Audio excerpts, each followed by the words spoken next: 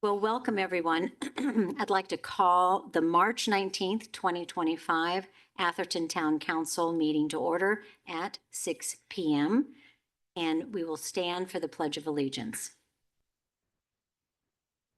Pledge allegiance to the flag of the United States of America, to the republic for which it stands, one nation, under God, with liberty and justice for all. Thank you. Thank you all. May I have the roll call, please? Councilmember Hawkins, Councilmember DeGolia, Yes. Councilmember Widmer. Yep. Vice Mayor Holland. Here. And Mayor Lewis. I'm here. Thank you so much. We have a couple of presentations tonight, and I'd like to invite the Sequoia Healthcare District up to give us their presentation.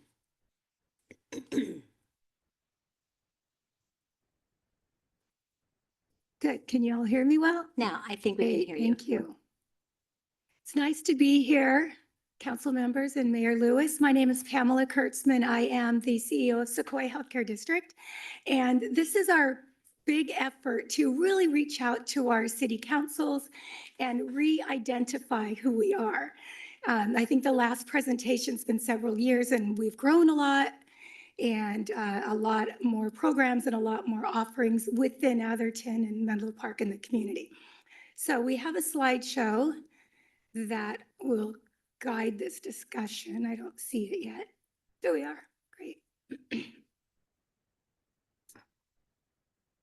While that's loading too, I want to introduce our director of our communications and outreach specialist, Luz Garcia here. And she's the one helping push out the information, and you might be seeing emails from her and our community see emails, and so we're the team here tonight. So the district, Sequoia Healthcare District, has been around for actually 78 years, but a lot of people still don't know who we are. And we operate very much like many special districts, school districts and fire districts, but our mandate is health. And we have an interesting history. I'm not going to go through all that in my 10 minutes, but we were the first healthcare district in the state of California, and there are now 80 healthcare districts across the state. We were really built to operate Sequoia Hospital, and we did that for over 50 years. And then when the other community hospitals came into Redwood City and the surrounding area, the buying power of a little special community hospital was limited. So we partnered with a larger entity, Catholic Healthcare West. And when we did that in 1997, they took over operations. They also took over fiscal management.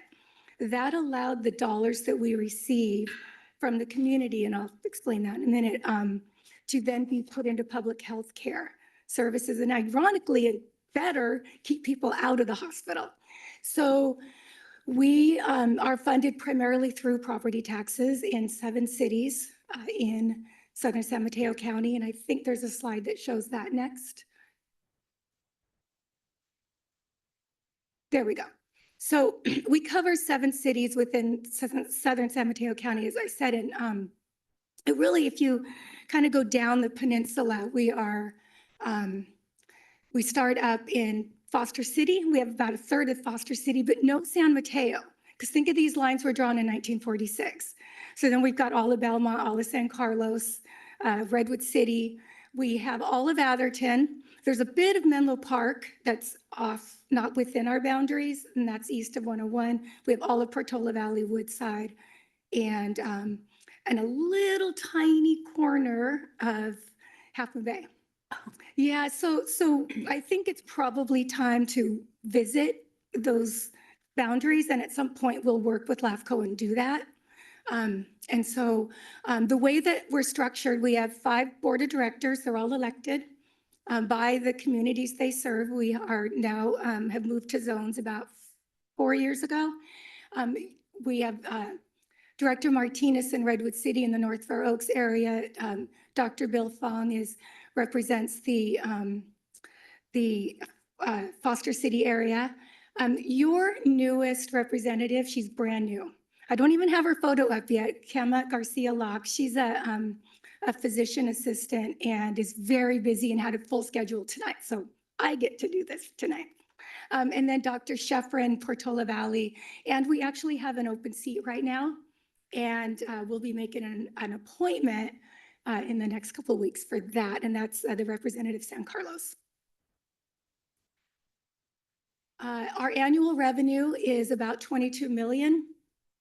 The bulk, as I said, the bulk of our income comes from property tax, residential and commercial within those 7 cities I outlined. We aim to return all of that money back to the community. And I'll explain how we're doing that. And we hope you will help us do that, and we'll help you with your work. We do act primarily as a funder, although we do have several programs of our own in-house programs. We fund about 80 nonprofits.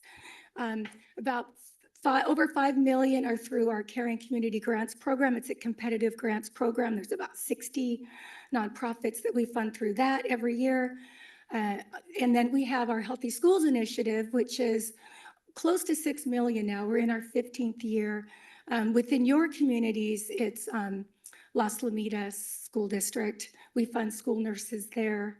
I think there's actually a slide on that, so I could not get into the detail of that yet. And then we have about another, it's actually close to 7 million that we fund our community clinics like Samaritan House, Ravenswood, Sonrisas for oral health care. A lot of money going to prevention. About 80% of the dollars that we invest are for preventive programming. Next slide, please. Over the last 5 years is just quick snapshot, is about 25 million we've put out through our school health funding program, and about 20 million in that Caring Community Grants, and just those 2 programs alone. Next, please. Here again are some of the nonprofits that are serving the city of Atherton and nearby Menlo Park. So plenty of services are provided to the residents of Atherton. We're looking at around 1,400 residents are served. We know that there's gaps from talking to some of you, looking at some of the data in services, especially around seniors and seniors isolated in their home. And we're concerned about the health and fall prevention. And I hope to work with you more on some solutions around that. The data is supporting that, and we are looking for new ways to help with that really growing concern. And we can talk more in detail if you have questions on that. Here was that Healthy Schools Initiative slide. These are the 8 school districts that we work with for that $6 million. And the way that the funds are distributed is really at a per capita and based on school budgets and so forth. So it's not an equal distribution of funds because it's not an equal distribution of need, as you can imagine. Next, please. And we are just wrapping up our 2025 strategic plan and embarking on a brand new one. And it's actually really exciting because we're doing some things in a way we haven't quite done that before. Most of what we've been funding is specifically programs to support residents. But what we're finding is our nonprofits are struggling to provide those services. They're struggling in terms of finding staffing to run the programs, training budgets, so that the staff that they do have are high caliber, well-trained, and funding and paying for and recruiting staffing. So we're looking at a model of supporting them so that they can then serve the residents of your community better. A lot more is coming up through that too. And as I said, partly really trying to study and evaluate the needs that are arising because they're always changing. But we know we have an aging community, and we know that Atherton, and I'd love to hear more, that there's an issue and concern on the health and safety of Atherton residents, especially seniors. These are our current priority areas: equity, inclusion, innovation, collaboration, communications, and advocacy. And we do that through a number of ways, but I don't have enough time tonight to describe all that. These are super high level. Next, please. We are doing another big major shift. is really big focus on oral health. If you've ever tried to go to the dentist or if you pay for your premiums, you recognize with oral health, often your premium is about as much as you get back in the benefit. And if you are a low-income resident in our community, it's especially hard to find oral health care. We're doing a number of support programs for oral health, but our latest is that we're converting our current building in Redwood City into a dental clinic, and that'll be operated by an FQHC, which is a federally qualified health center. That is, we currently work with Ravenswood, and they're going to break ground April 1st, and we are moving out next week into a new building in San Carlos. So a lot is happening for us here. The district is funding about $6 million for the renovations for this clinic, so it will be a nice, quiet, or nice, quite high-end, nice clinic that will provide highest quality services for our community. And I think there's just a couple slides left. So yeah, the key takeaways, really the biggest key takeaway I want to bring tonight for you all is we have been a partner in the community a really long time. We really want to start, as our revenue's growing and as our programs are growing, as we're getting out more, we really want you to know we're here. And we're here as a partner in both for our residents, with our city councils, with all of our community. And our biggest role is not just a funder. We really are a collaborator. We work with our cities, our counties, a lot with our counties, and we look to create the highest impact of our giving through partnerships. And so it makes most sense to fund partners, as we say, who are already doing the work. And then we help them build capacity to do even better. We fill critical healthcare gaps. A lot of what we're funding in the schools are school nurses. School districts don't often have funding for it, mental health counselors, and that is a big area of need that's growing. Our eye is absolutely on that. Oral health, as I said, food insecurity, big issue growing, right? It's not just the cost of eggs. What we're hearing recently, that federal funding is stalled at the moment for some of our biggest food banks, like Second Harvest. So when there was a challenge about 6 months ago on a different issue, we could step in with $500,000 to make sure people are fed. And so we're trying to always stay on the pulse, listening to not just what the community needs, but and not just what data is showing, but what is emerging constantly, especially around policies, and trying to address and work with what we're seeing and be responsive to those needs. We fund things that our insurance it doesn't pay for, hospitals, and really just trying to make sure that we're relevant and doing the best we can for the community. And that is my presentation. Thank you very much. You Really bet. appreciate you being here. Thank you for the little gifts. Oh, yes. Little wound care kit, is that right? Yeah. And all of the handouts. I think we've got your whole PowerPoint here with us. So thank you very much. Thank you. All right. Have your contact information in here? Yep.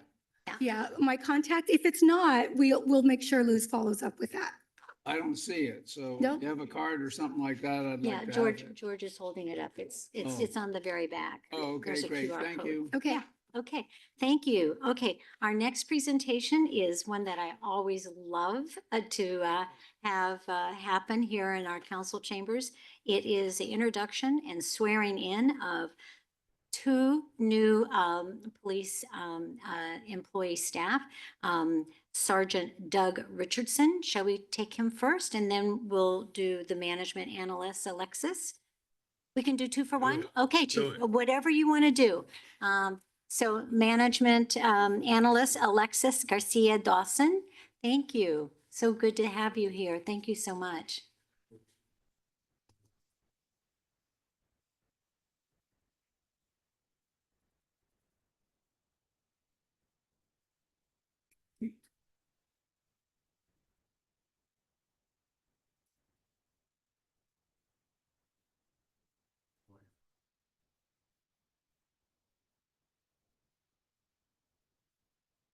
Okay.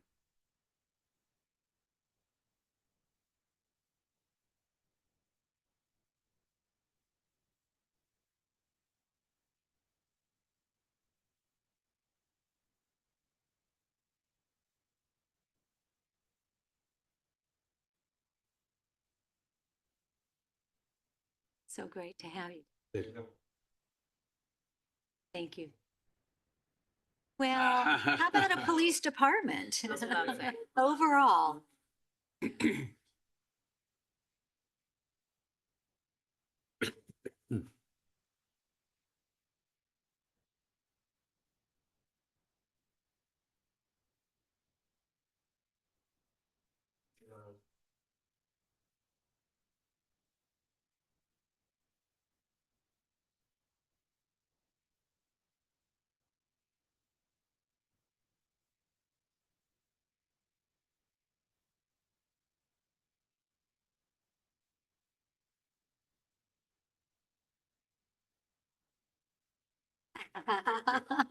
Say I do.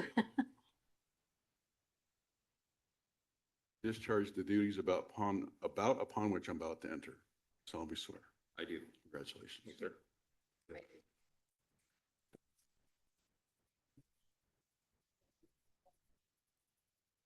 Thank you very much. Thank you all. Thank you so much. All right, we'll let all of the friends and family of our police officers. Yes, thank you. Thank you for being here.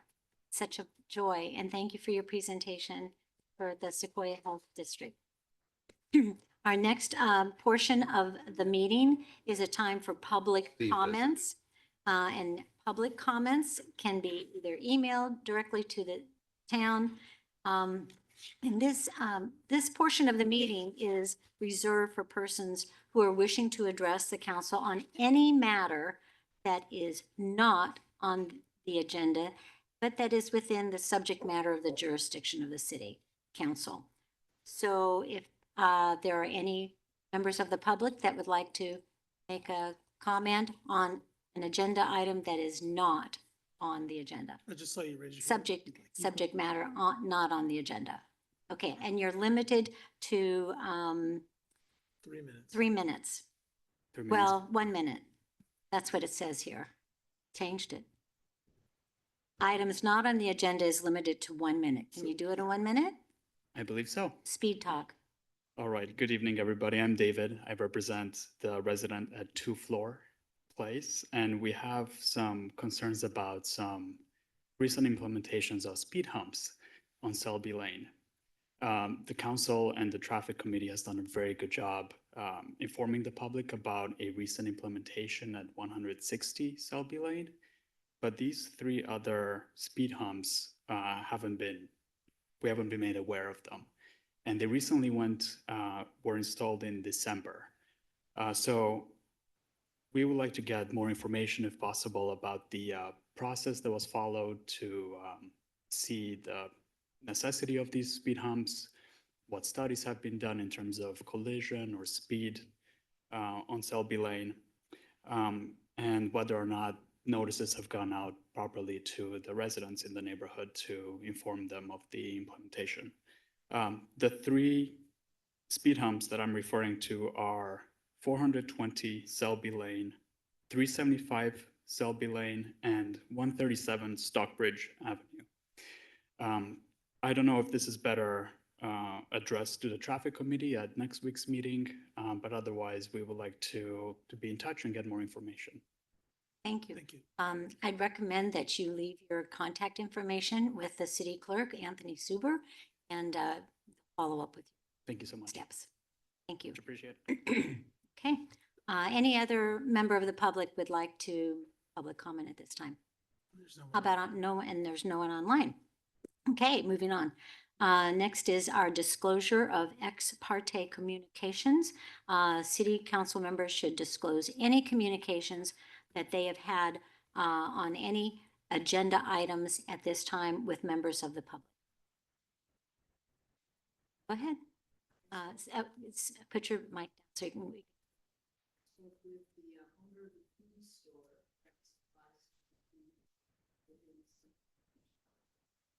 Okay. Anyone else?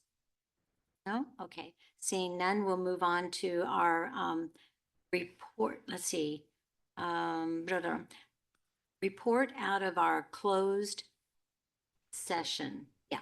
Well, we have the written reports that are in your agenda packet. And if you haven't read through them, it is a wealth of information. It's all open to the public. It's part of the agenda packet, and it's very well written. Learn a lot about what's going on. So I highly recommend you read that portion. Now we have our city attorney is going to give us a report out of a closed session meeting that we had at 5:30. Thank you, Mayor Lewis. The council did meet in closed session. There was no public comment in advance of that, and there's no reportable action. Thank you, city attorney. Okay. Comments, questions? Okay. Moving on, we're going to go on to the consent agenda. That's items 1 through 4, and a consent portion of the agenda. It's usually taken in one vote as a group. I'm going to say, are there any members of the public that have a comment on items 1 through 4? I'll bring it back to council. Are there any questions or comments about items 1 through 4? Oh, sorry. Got it. Quick. Jed Riddle, Hey, Jed. 97 Frederick, and I'm here to speak on the mandate. And I would just like to say I don't believe that it is good governance to include the Bay Road properties, and specifically 999 Ringwood, that I understand the necessity that you feel to proceed with that at this time because of the fear of the state. But I think that there is a better options, and there are options that provide the benefit for the state mandate as its legislative intended to have. And I would look forward to working with the council after this mandate is approved in order to transplant some of the requested R10s, people who have asked to be an R10, to get them approved so that they could be used where there is public transportation, where there are local services, where it fits the legislative intent, as opposed to the properties on Bay Road and specifically 999 Ringwood that is creating a danger for traffic and is an ill designed situation for addressing that requested legislative intent of the mandate. And I will thank you very much for that. Thank you, Jed.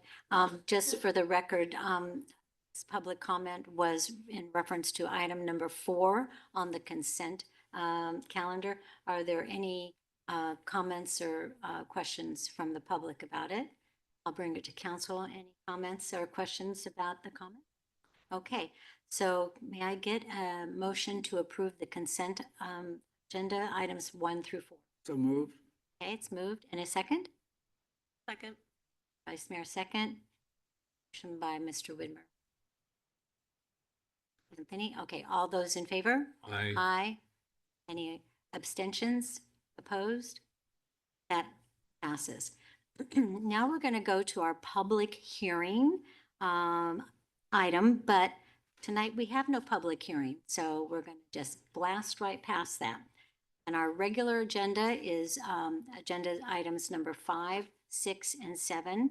The first one is a discussion and direction regarding the Atherton Arts Foundation proposal for the main house. And I am going to turn this over to Ben Talverin.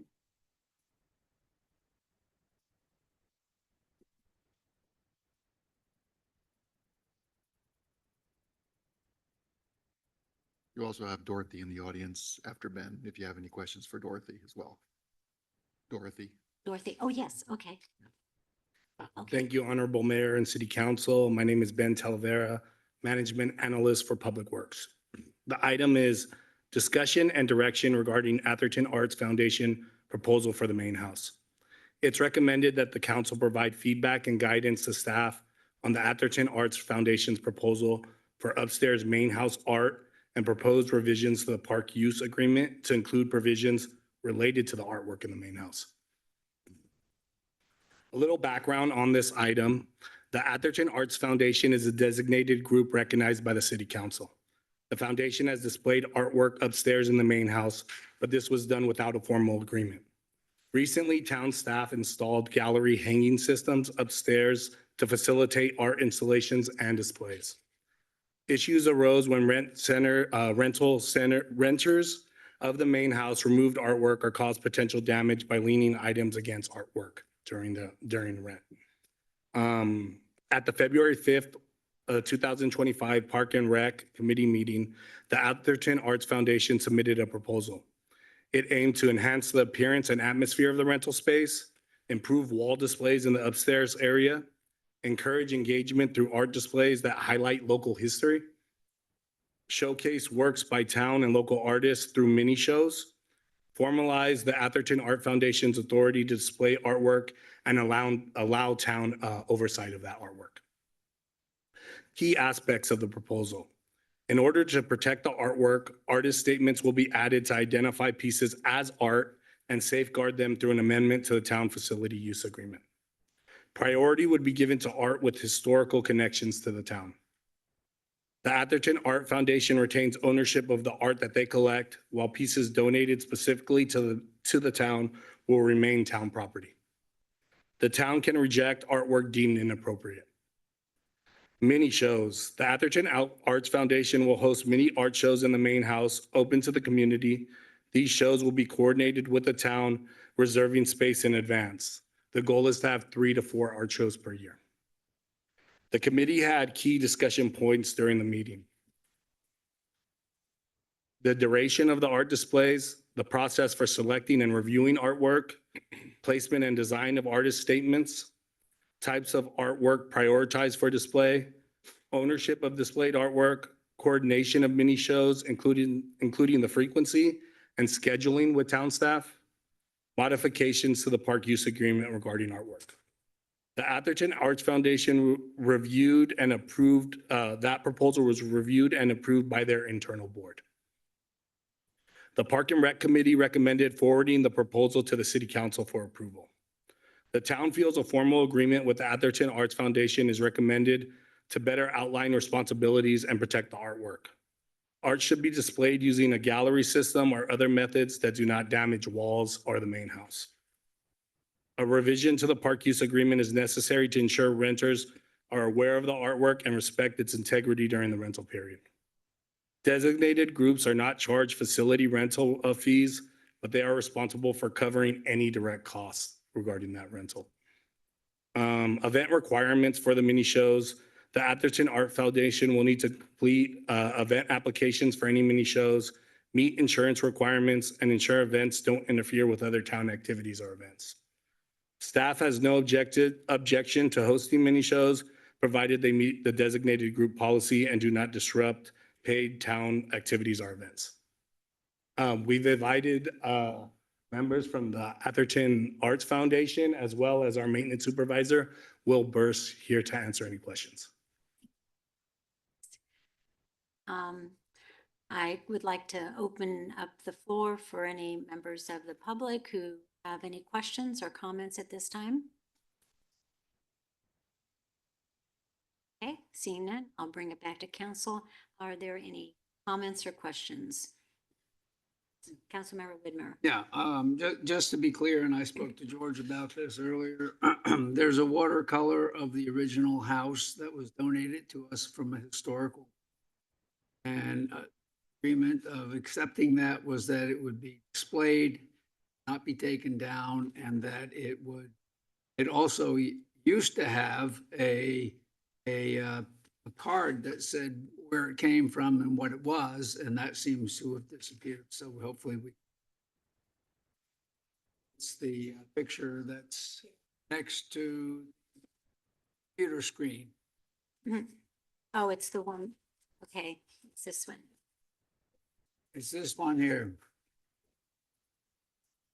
So part of the proposal tonight is Councilmember that Gaboya. is that the Atherton Arts Foundation will create a designated card for each item displayed. So Okay. that would include. Right, okay, good. Okay, That's all. I just wanted to make you aware because. Yeah, there were actually 3 or 4 pictures that have been previously up in the main room that we're trying to find out who donated them and anything about the artists that did them. okay, And we have located 2 of them. Thank you. some information about too, but not, is it this one? This one we know nothing about. Yeah, okay. Yeah, All right. We can get that. It was donated to the foundation. yeah. I don't know anything about when it was donated or by Oh, it was a whom or while, anything. quite a while ago, but Yeah, then- I'll get Frank to get in Is that touch. the one you Right, yeah. donated? Yes, Okay, you're on my list to talk to yeah, find out about it. Yes. great. All right. Thank you. Dorothy. Thank you. Yeah. Councilmember, You're the answer to Hawkins. one of the mysteries. Thank you. Councilmember Hawkins Van William has a question. So the Comment. pictures that we're seeing here, are these ones that will actually be on it's called a permanent, so these ones that are permanently on the wall? Yes, as of now, yes, they've And been then when you donated by have the your artist. mini show, you'll take those down? No, How they will will that work? stay up. The mini show will be, we will bring upstairs screens that are covered with like the cases and have like 5 or 6. And then 2 of the artists that have one picture up will be invited to show. So 6 screens would be 18 by 6 feet of their work for that designated weekend. And we would have 2 artists each time and open to the public. You'll advertise that through your group? And on the door, and then I'll let Chrisabel know, because doesn't she, George, put out through the town newsletter things? So yeah, we'll do the best we can to advertise it and in the library. Stacy? This sounds wonderful. Thank And you. I love, this isn't a question, but like, it's wonderful seeing your art, the foundation's art in the offices. So I'm Oh, so thank you. excited to see more. What Thank you you. guys bring Well, together. the artists upstairs are basically Atherton residents who have donated art or have been associated at some time with Atherton Arts Foundation. And it is pretty much, it's a permanent, it's not going to be moving around. The one in the town center moves like every 3 or 4 months. So Thank you. I have a question, don't go, Yes, Elizabeth. because the heading says the permanent art collection. Mhm. So these have all been curated and staged, and they're hung They are now. not finally staged because I still have 3 or 4 yet to be framed, to be put up. Okay. And so just to be clear, these are all owned by Atherton, the town of Atherton. No. The historic pictures are owned by the town of Atherton. The art donated to Atherton Arts Foundation is owned by Atherton Arts Foundation. Or the donor, I beg your pardon? or the artist, right? Or the artist, yes. Okay, so I'm just a little confused because the agreement says that, and these have all been vetted by the town council. I don't know, have they? Wait, what has been vetted? I All don't, these pieces I- of I art think to be there's- hung It's all here. permanently. They're not to be vetted by the town council. Let me maybe offer some clarity here. So what we're talking about, what we've talked about up here is a permanent display. I think Dorothy is indicating much of that art will be owned by the Arts Foundation, not donated to the town. Anything donated to the town, like the watercolor and such, that stays there.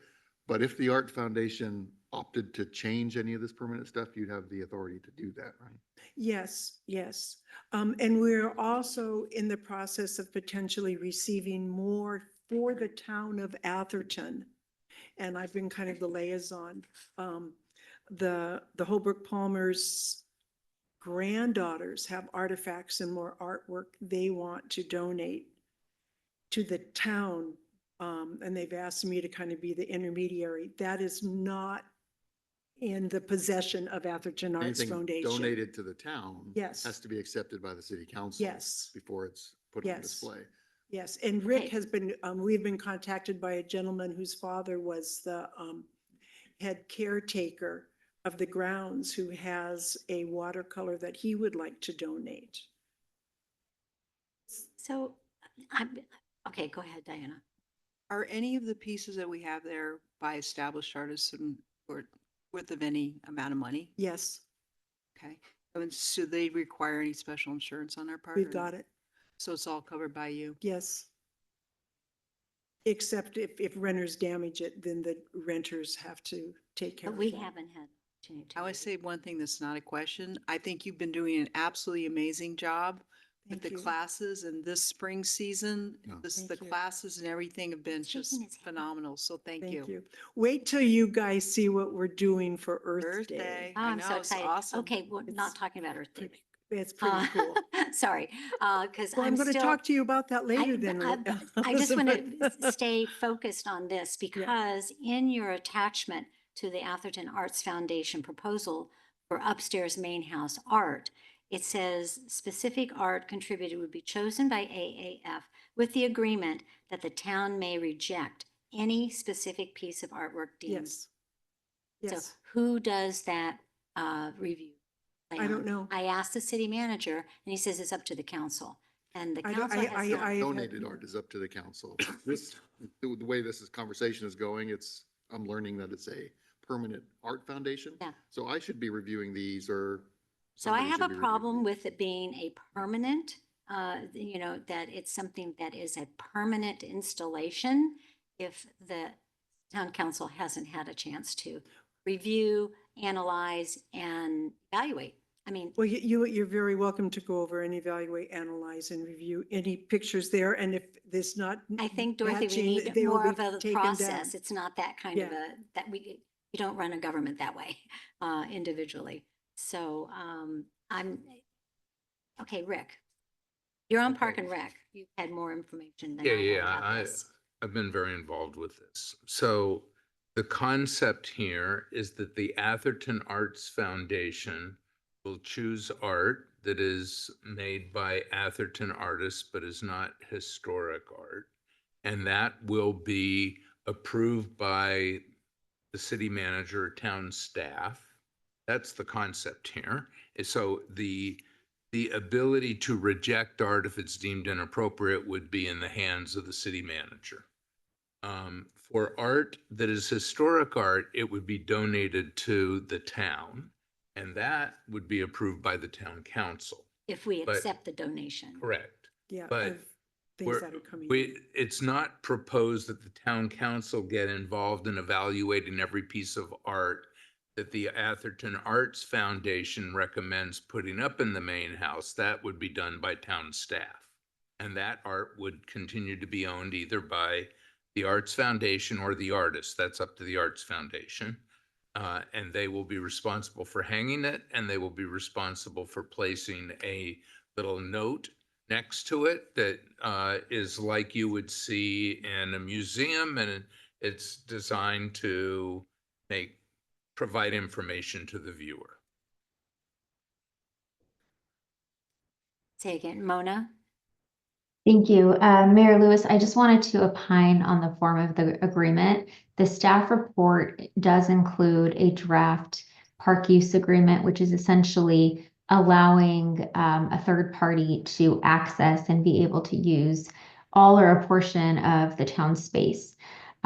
Depending on where we end up, we also have a template park display agreement, which is sounding to be probably a little bit more appropriate for this purpose, and it allows a third party or an artist to use town space for the purpose of displaying art. There is a provision in there that gives basically the town the right of first refusal to purchase art that it does not own, should that need arise. And so I think some of the concerns that you are addressing can and will be addressed in the form of agreement once staff receives direction from you.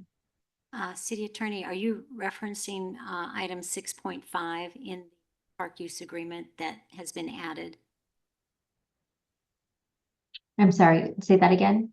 The section 6.5 of the attachment to park use agreement, that's in red type. I think that's what's being added to the park use agreement, but that does not, it kind of chastises renters for leaning or resting objects against the artwork that's stored there, which is a good thing, but it doesn't say anything about evaluating the art that gets hung, especially on a permanent basis. I find that word permanent unsettling.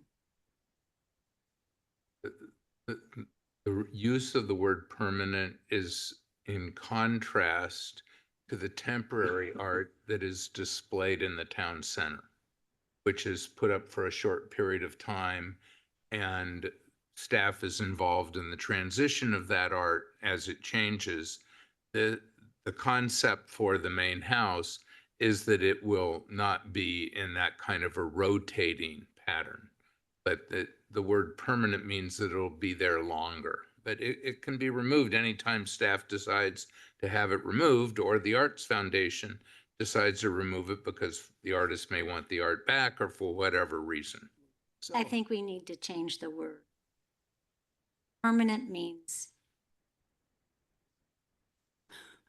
and if it's semi-permanent or How about using the word installed? installed, Long-term, short-term, long-term, medium-term, I mean, that's all subject to interpretation. And who gets to decide? What, if you use the word installed art, it's what the Art Foundation installs in the main house, or you install in a gallery or somewhere like that. But it's not your mini shows, it's not your rotating art, as Councilmember DeGolia mentioned. It's there on a longer term basis, but it's not permanent. You could because it say can be a removed. longer term installation than the rotating art that is in the Yeah. lobby of the town center. Yeah. Which clarifies and puts some context around it. Right, and any changes Like to it, that? of course, Does that make we would be involved sense? with.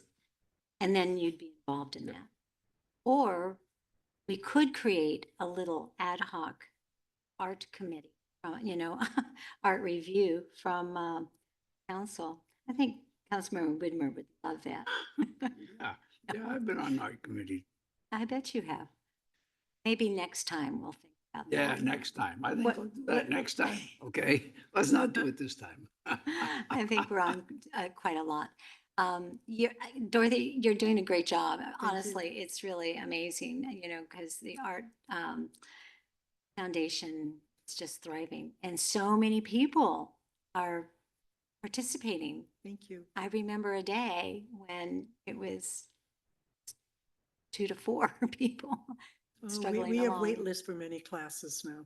Good, good. Thank you very much. Thank you. So I guess what we need here is, it's recommended that council provide feedback and guidance to staff on the Atherton Arts Foundation proposal for the upstairs main house art and proposed revision in the park use facility rental agreement. Did you get your? We got our feedback, we got our guidance, and as long as there's support from the council to have the program continue, we can do that. Yeah, okay. All right. Thanks, Ben. Let's talk chickens. I think this is really a great opportunity to talk about our, we've gotten, I think, 3 or 4 emails that I know of. Maybe more came in after I printed out the last one from Amy.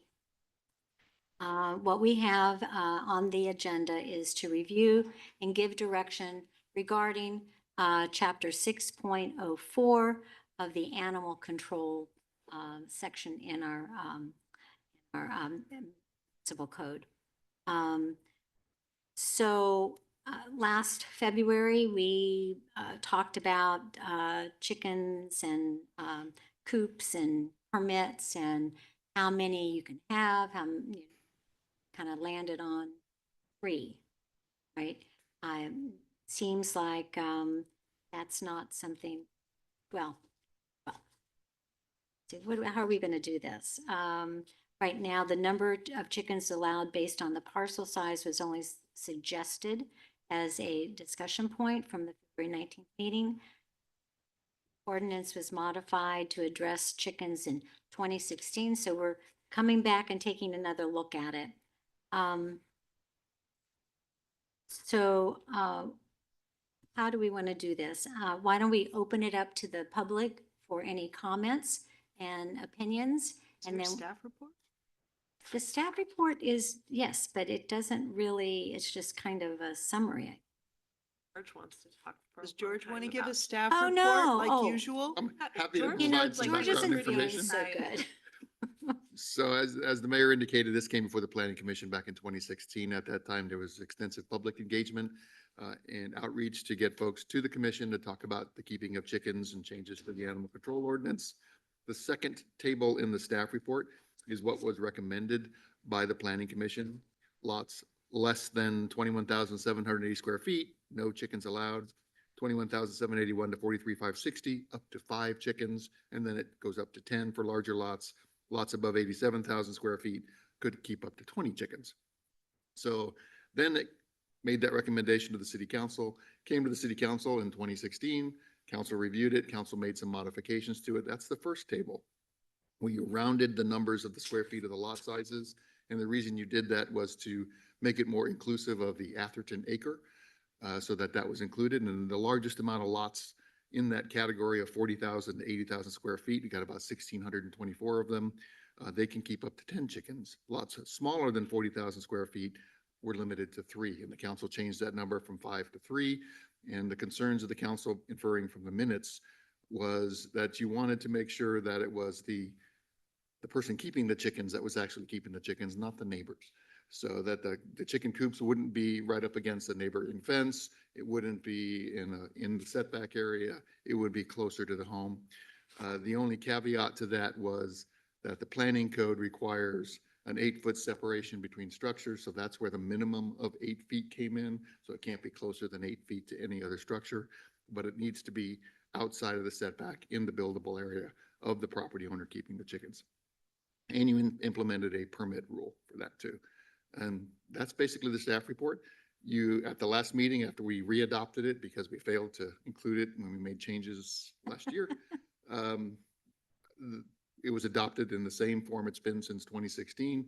Then questions came up about the number of chickens, and that's why it's back on your agenda tonight. If you make recommendations for any changes, that would go back through the planning commission process, engage the public, have public outreach, have more comments, and then they'd make a recommendation back to the council. Chickens all spring to the summer You with good? this procedure. Great. The planning commission is just, well, they don't have much to do. Housing elements submitted. Okay, so with that report, I'd like to open it up to public for any comments on this item.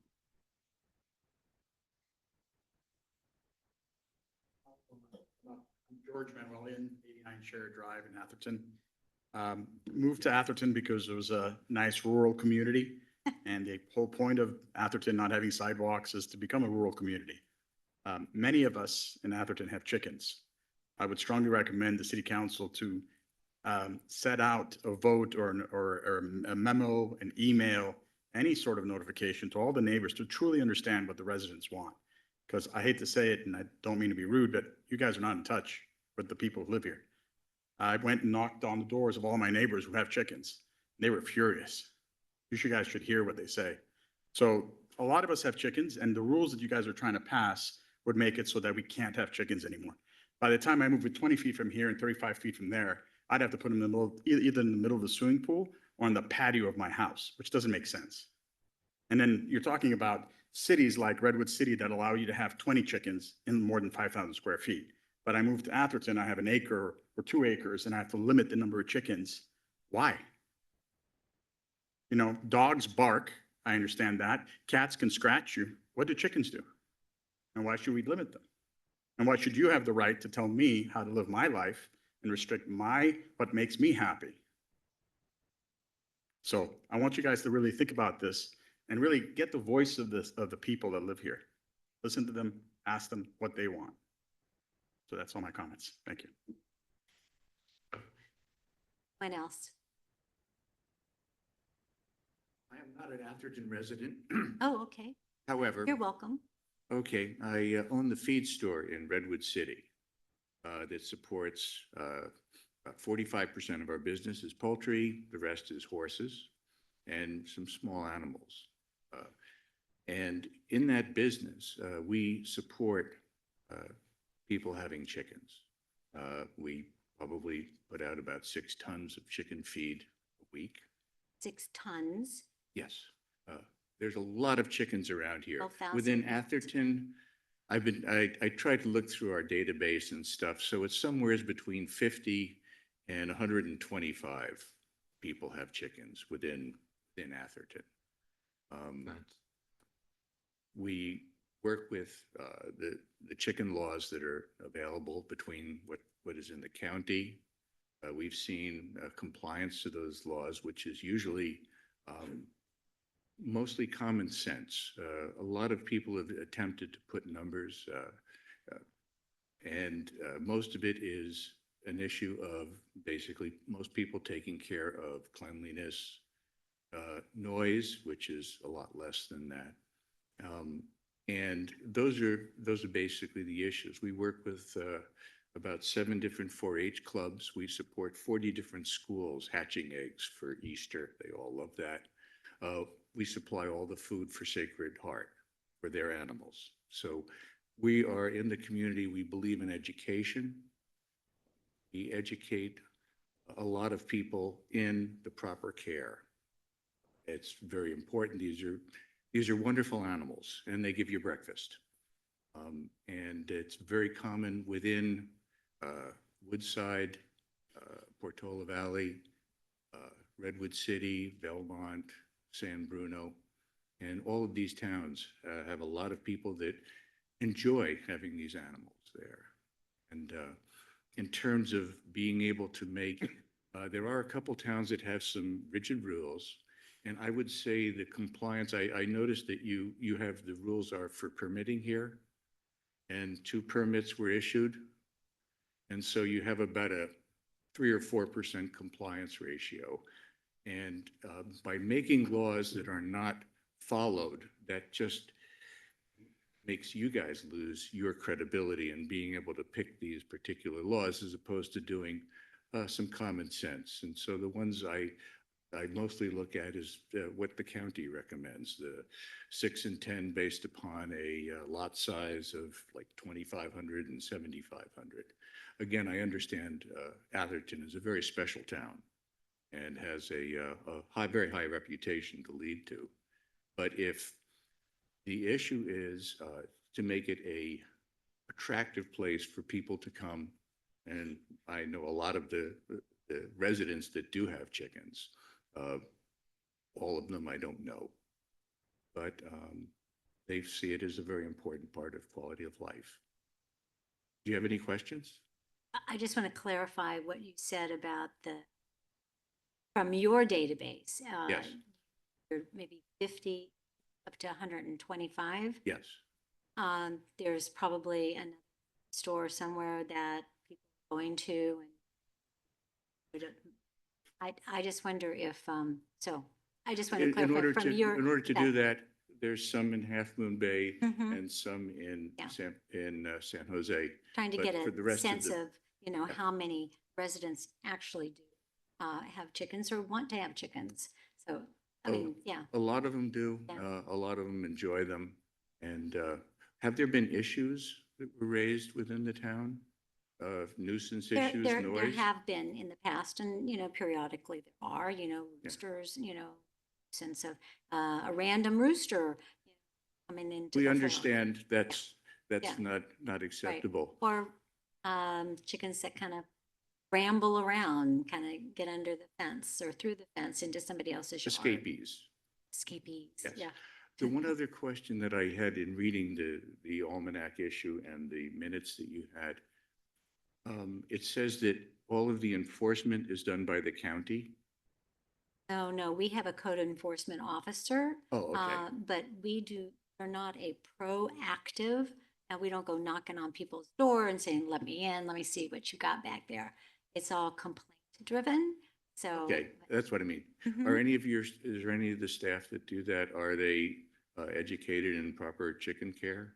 Pretty much so, Okay. yeah. Back in February, at the council meeting, our code enforcement officer did give a discussion about it, yeah. Okay. Yeah, Thank you. very, very, thank you for coming.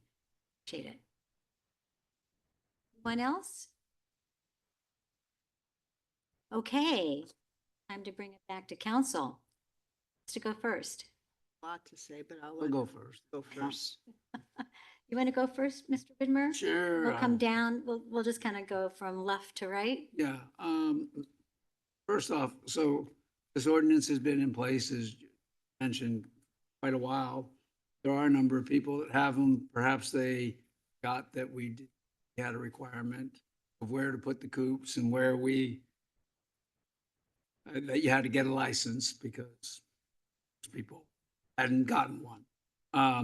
So we do need to inform people about that, maybe. Tonian.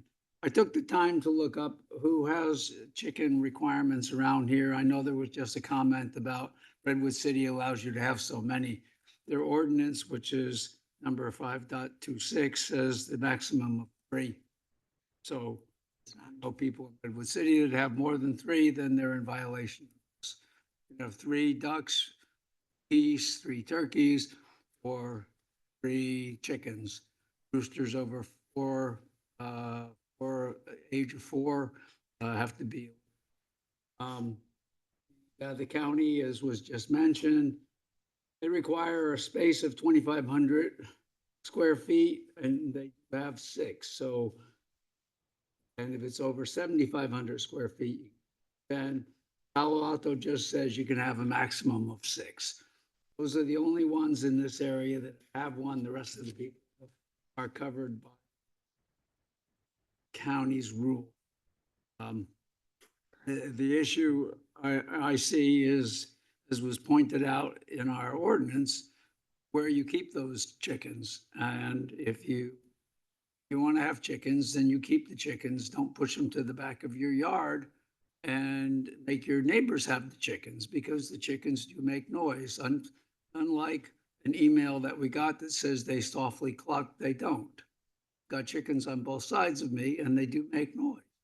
Okay, sometimes, not all the time.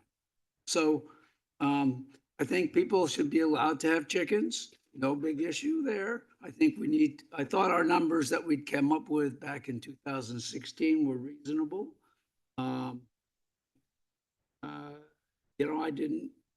The only reason we're looking at this again is because it dropped out of our code and now we had to put it back in.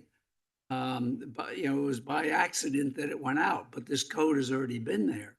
And so now we're having to look at it again and decide whether or not to change it. But we did make the code with a substantial number of old council chambers at that time. I mean, it was packed. And when we set the numbers, it seemed like it was a nice medium. Everybody seemed to. So I'd rather just leave it the way it is as opposed to changing it at this point in time. And we need to inform people about what the rules are, since no one seems to have paid attention to it about it. But again, as the mayor pointed out, unless you have a neighbor that complains about you, then there's no harm, no fouls. Sorry. Okay, Okay. Councilmember, Rivera, I just want to clarify what you were saying about I lost my train of thought when you, that foul joke. It wasn't that bad. Well, Let you're her gonna go get your next. your Let her go turn. next. Really? Let her Yeah, go let next? her go next. Oh, you always. No, she's got a lot to say. Knowledge. Okay, well, I remember what I was gonna ask him to clarify. You can go after her. I'll go after you. Okay, Diana. Well, I want to start by saying that, in my opinion, I wanted to really just rebut the numbers that were just said, because I looked them up. I have them right here, the actual numbers. Paste them. I did look them up. So when you, for San Mateo County, of which we're part, it says you can keep backyard chicken, you probably must be 2,500 square feet. The number of chickens allowed depends on your property size. So if you 2,000 to 500 to 7,500 square feet, you can have up to 6 chickens permitted. So 6, you said 3. I said 6. But let me 6 go with on. Redwood So City. the 7,500 to 15,000 are up to 10. So within our numbers, anyone below 20,000 gets 0. And here by the county, you can get 10. So that's a pretty big difference. Okay. So Said so 6 we're Redwood saying, City.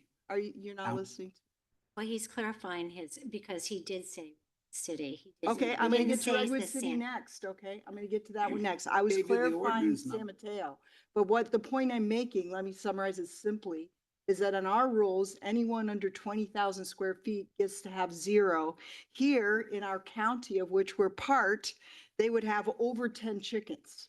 Okay, just the number of chickens. Redwood City, residents of a single family dwelling can have up to 20 chickens or a mix of farm fowl. The number of chickens allowed depends on the size of the property again, with a minimum of 5,000 square feet required for one chicken.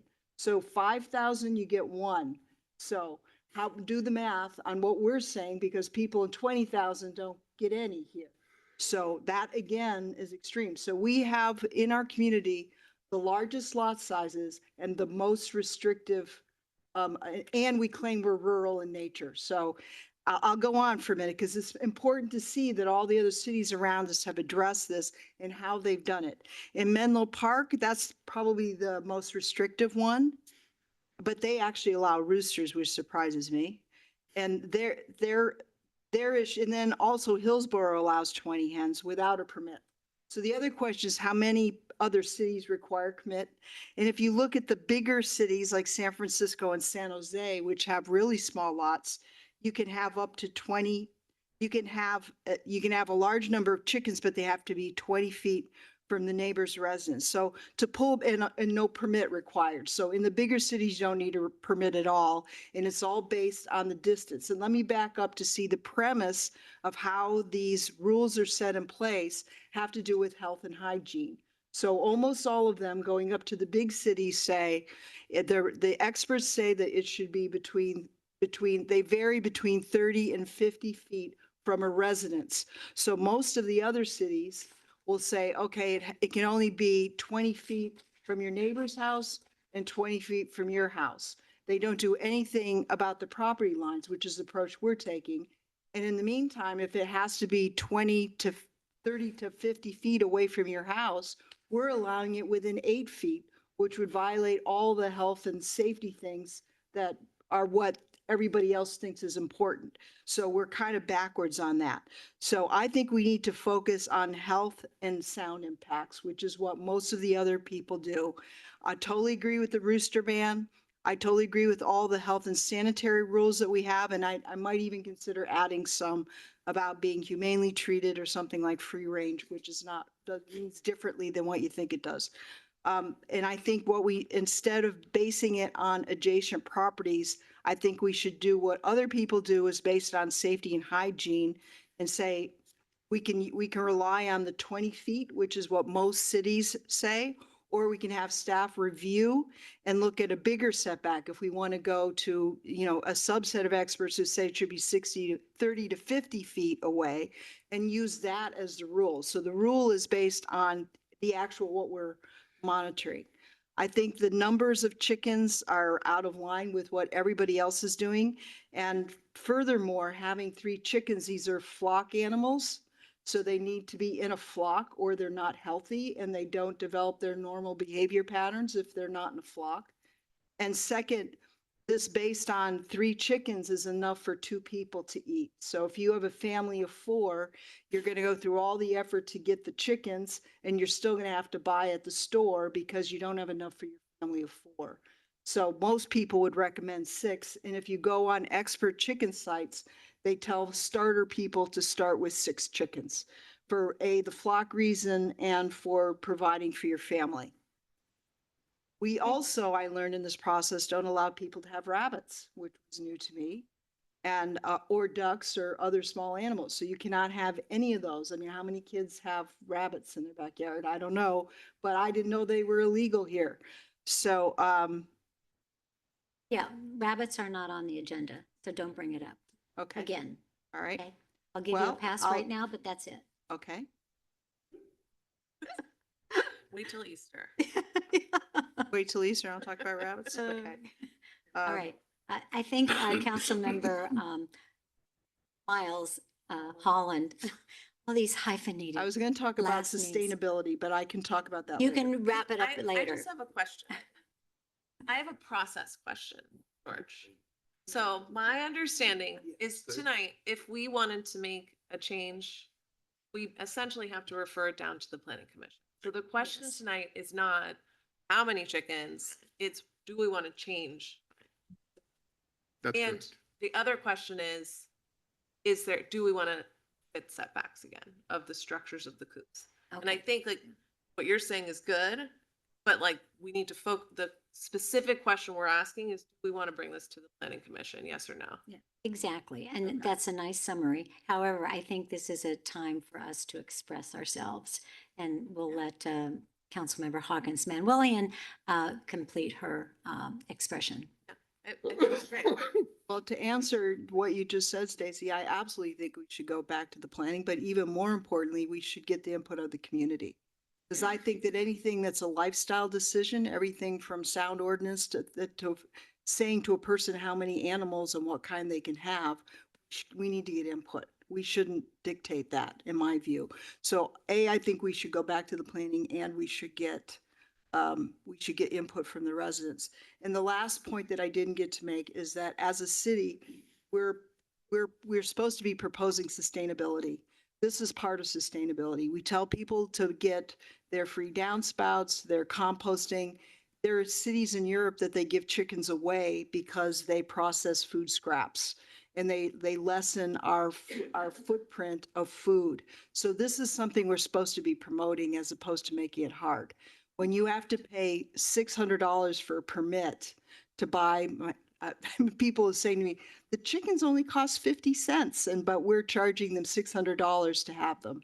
And then we say it can only be in the buildable portion of the yard.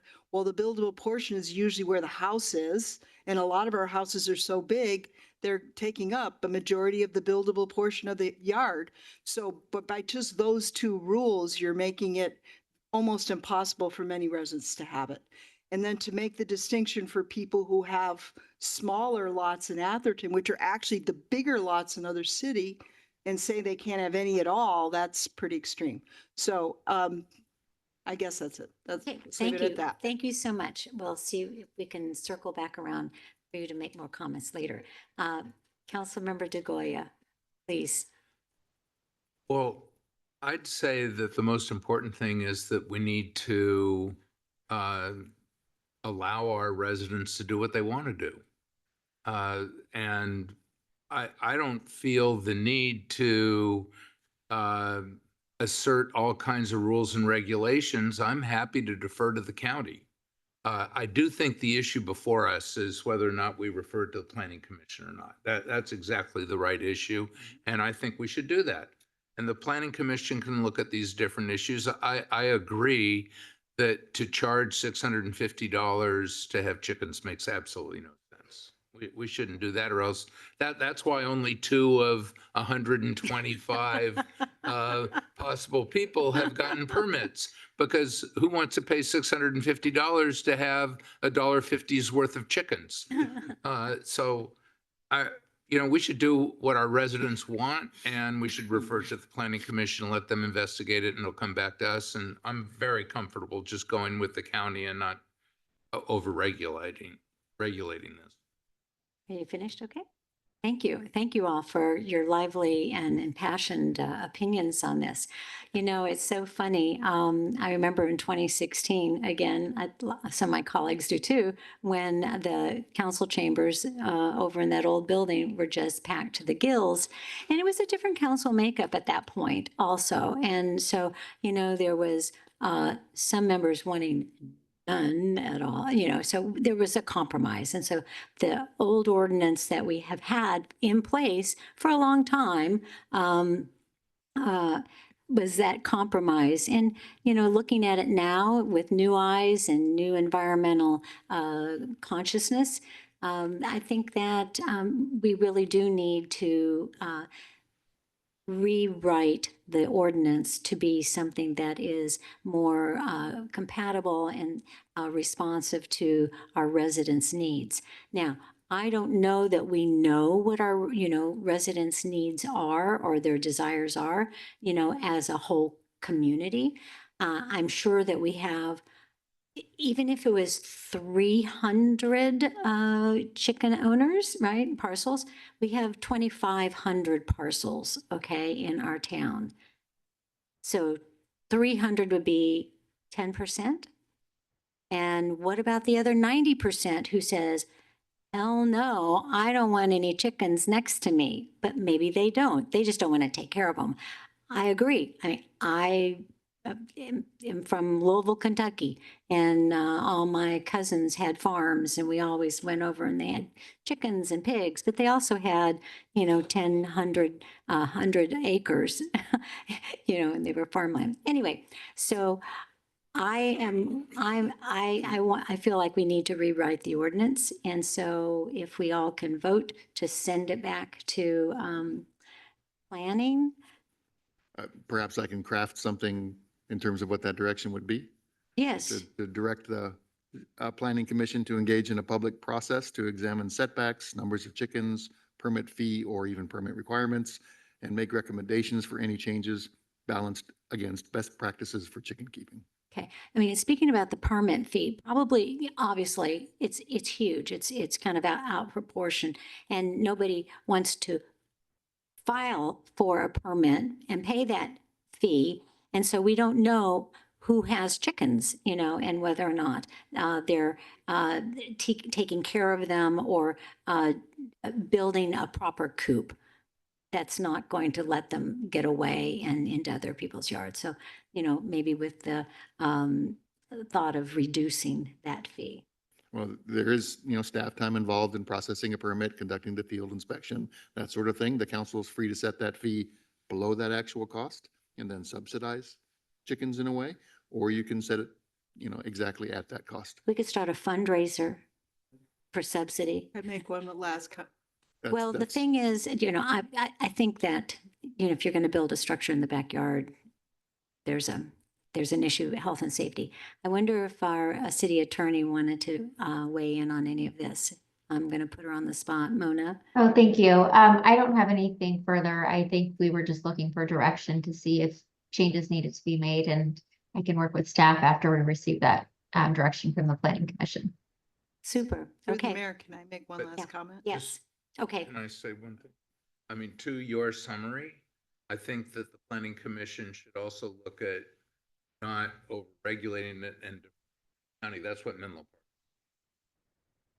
That's probably good advice. And Councilmember Hawkins The Van one Willen. last thing I wanted to mention is that I asked George, how many calls do we get in a year? How many complaints? Like, is this a problem in our community that people are upset and the chickens are running around and all this happening? In the course of a year, he said 2, and they were both roosters.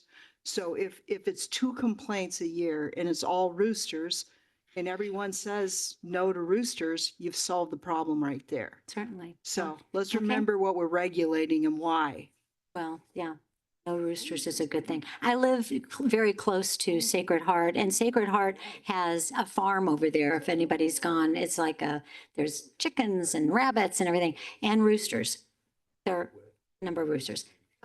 Yeah, speak in. I have something to add for George's direction. I think what you said Yes. is correct, but we have a lot of chickens in town that are not permitted, and I would like to know who has the chickens so that we can, when there are public health issues like bird flu, there's a way to reach them with public safety information, public health information, because I don't know who else is doing that. If they're not getting a permit, like, how are they being informed? Is that Maybe by they should someone else? register, instead of a Right, like, permit, right, let's like, register I'm your just like, chickens. there's good information out there, and I just don't know who's giving it to those Yeah. people. It might be our lovely feed store owner think he here, and wanted he's to make a- handling it, but yeah. like, there are health implications to having that. Exactly. Can I comment on what you said? Mhm. One of the things, when we get a thing about avian flu and it's been found in our county, we should share that information anyway. If we get measles in our county, we share it with Well, everyone. I'm sure that it I in do, In but, Anthony's thing, he sends it out and said, we found bird flu I'm making this up, but those messages as they go out, they come from the county, and we should be sharing them. We shared them when it was during COVID. This one's the same thing. So any health related thing related to any pet, because they're finding it in cats now. So if that's the case, then we need to get the information out. And it doesn't, I first went to the idea of maybe they should be registered and not permitted. But the real thing is everybody should know that. That should just go out because that's public health information. And now with less of that coming down the pipe, we really need to make sure we do our part of it. We do include that in our, whenever we get that notice from the Vector Control District, we share that with the community course you via do. the Atherton Online. That, as you know, only hits maybe about 1,500 or so email addresses Yeah. or so. And that's not the 2,500 residents in town. And it may not include all of the chicken. Chicken owners. Yeah. Okay. Do you need a motion to? No, as long Okay, as the it's council consensus direction. is that So direction. we're done. Okay, I'm And- going to and- gavel this closed because, we have one. Oh, Okay, I had one. we usually don't only allow you to come up, but you can go ahead. Go Uh, ahead. Go I ahead. believe in education. We have big signs at all the entrances to the Mm. stores about biosecurity and things such as bird flu. And it's the one place where everyone that has chickens in town goes. They may not come to the council meeting, but they do come there. And we take that responsibility very seriously. Thank you. Thank you. Yeah. Okay, well, we're closing. Madam Mayor, just Yes? one point of clarification on Councilmember DeGoya's comment about the county. So we're not going to, I wouldn't recommend we defer to the county for all of it for enforcement, but you mean defer to the county's approach is kind of what you're saying, right? With the numbers. Menlo Park Or refers to the county, as I understand. Many but of, we don't many want of the other Menlo Parks. communities don't have their own thing, so they defer to the county. they adopt the county's animal Yeah. control ordinance, but they enforce it locally. That's what we do as well. But we adopted the standards within ours for chickens that superseded the county's Yeah. laws. So you're just saying use the county's. But we changed, standards. we changed our numbers so that it Right. addressed the smaller lots. Yes. Because theirs started at 20. Right, yeah, okay, I understand. Thank I you. have Yeah, another one question. follow-up. I Yes, have a Go on follow-up to question. emergency. Stacy. One of the things that was raised was whether or not we want to look at other animals. And I know we're not making any decisions, but we could ask the planning commission to look at rabbits. Or even. Whatever. I'm just like, is that something that the council wants to? What, rabbits? I don't know. I'm just saying, it came Yes. up. We haven't talked about it. So I'm just wondering if It's not we want the planning agendized. commission to talk about that. Yes, and because But maybe- it's not anything that's not agendized. called out, correct me if I'm wrong, but anything that's not specifically called out as you can have it by permit, you cannot have. That is Because correct. I never knew about the rabbit thing until, and it's also, it doesn't say ducks. Other people have ducks and they have peahens and other sorts of things. I don't even know what they are. Well, let's not tattle on our friends right now, so. Let's work on Anyway, chickens But at why this make point in rules that time. we don't, that we're not going to enforce, that there's no reason for?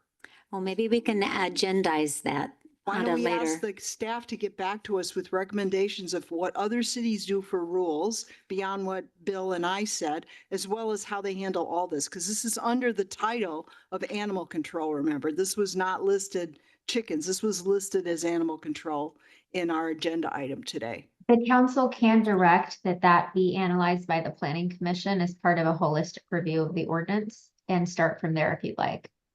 Thank you. Sounds good. Thank you. Thank you. Number Perfect. seven. Okay, let's move on. We are going to move on to item number 7, which is to review and discuss policy issues related to emergency preparedness.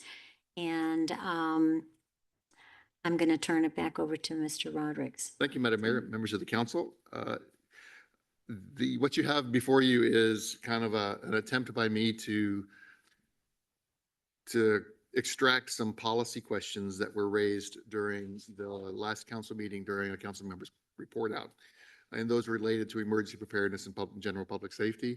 And they touched on issues related to the fire district and the potential for the high fire hazard severity zones applying to the town of Atherton up on Walsh Road area, to our relationship with ADAPT and CERT, to issues with the heritage tree ordinance and pyrophytic vegetation and vegetation that you don't want to encourage and defensible space and a number of other issues such as that. So I extracted those into the staff report as 3 main points. The first one being the fire district issue and the high fire hazard severity zone. Thankfully, the state has adopted those maps now and the town is not in a high fire hazard severity zone. So a lot of those more restrictive requirements don't apply to any of the properties in Atherton. But the fire district is still going to return to the town with some recommendations that they'll probably recommend that we adopt related to the fire code. That's the responsibility of the fire district. And that we impose on our Atherton properties that may include things like under attic space in your eaves, sealing those spaces off to prevent embers from going up into your attic space. clearing out your defensible zone within the first 5 feet of your home of, wood and trash cans and other things. They're going to make those sorts of recommendations. They're working on that now. That's the status of that particular policy issue. If you want us to go further with the fire district, we can do that, or wait until they come up with those, and then we'll have that conversation here. The second one related to the heritage tree ordinance, and the council has already directed that the planning commission take that mantle up this year and make changes to that ordinance. We have a couple of administrative things we need to make changes to in that ordinance, but in addition to that, the council wanted the planning commission to address eucalyptus trees if we needed to do something more related to them, and redwood trees. So they'll have that in their meetings coming up in the near future. The fire district did mention at their March 13th community forum, they showed a picture, an image up on the screen, Diana, you were there, that had burned homes all the way down the street, but in the middle of the street was a tree-lined street, and the trees were all fine. And the fire chief's comment was, well-maintained vegetation, whether it is a eucalyptus or a palm tree, aren't really the problem. It's when they're not maintained, they're dead, dying, or diseased, then they create more of an issue. So he doesn't have as much of a problem with it. And our heritage tree ordinance right now does not classify eucalyptus trees as a heritage tree, as well as a few other disfavored trees. So property owners can remove those at any point, any time, no matter what size, and they don't have to replace it. If the property owner is coming in for a building permit and planning permit, and they have to do a landscape screening ordinance, they are not allowed to use or plant eucalyptus trees as part of that landscape screening. So they are in a way banned from new plantings. But if you have a eucalyptus tree on your property or a palm tree on your property and you don't maintain it and it's dead, dying, or diseased, we can ask you to remove it and push you to remove it. But if you have a well-maintained one, they're not. The last item on the list related to the policy question surrounded our relationship with ADAPT and CERT. CERT is managed by the fire district. ADAPT is a local Atherton community get ready group. They're a local nonprofit. They have their own board. In our budget, the council approves $10,000 a year in the police department's budget to work with ADAPT. They use those funds to prepare emergency trailers, supplies, to refresh their emergency buckets out for their assembly points, to purchase radios and other equipment, host events and community training forums, and just in general work with ADAPT. Those funds are managed by the town. We don't give them directly to ADAPT, but they're allocated in that way. As you've probably heard, ADAPT has been struggling over the last few years. They've gone through a transition of leadership. They went from one board leader who was very, very active in the community, engaged at a very high level. They were almost quasi-CERT in the way that ADAPT responded to activities and events. They had regularly active drills.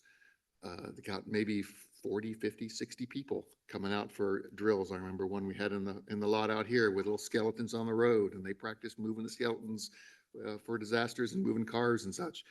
So they got very engaged. And then that member retired, and they moved to another director who swung in the other direction. And that was more, check your neighbor, check your neighborhood, make sure everybody's okay. Knock on those doors, make sure everybody's all right. That's your role as an ADAPT member. Somewhere in between is probably the best role for ADAPT. They're not CERT. You don't want these folks out there doing search and rescue. They're not trained for that. Some of them maybe, but most of them aren't. They are more neighborhood focused in communication.